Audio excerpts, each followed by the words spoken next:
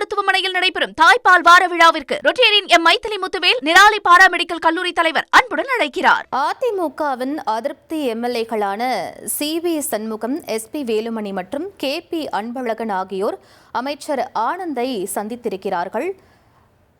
அத்தொடர்பான முக்கிய செய்தியை பார்க்கிறோம். மேலும் விவரங்களை எமது செய்தியாளர் மணிகண்டன் வழங்கிட கேட்கலாம். மணிகண்டன், இந்த திடீர் சந்திப்பிற்கான காரணம் மற்றும் பின்னணி என்னென்ன விஷயங்கள் தொடர்பாக இவர்கள் பேசினாங்க? இன்று சட்டப்பேரவையில வேளாண் துறைக்கான தனி நிதிநிலை அறிக்கை முதன்முறையாக தமிழக வெற்றிக் மூலமாக தாக்கல் செய்யப்பட்டிருக்கிறது.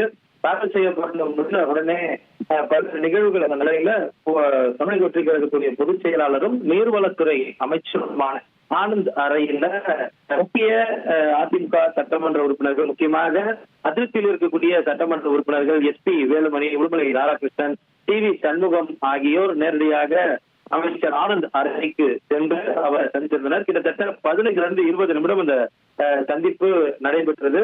அமைச்சருடைய பிரதான அறையில் இருந்து இருக்கக்கூடிய ஓய்வறையில் இந்த சந்திப்பு நடைபெற்று வந்தது. கும்பகோணம் அரசு மருத்துவமனையில் நடைபெறும் தாய்ப்பால் வார விழாவிற்கு Rotarian M Maithili Muthuvel Nirali paramedical கல்லூரி தலைவர் அன்புடன் அழைக்கிறார்.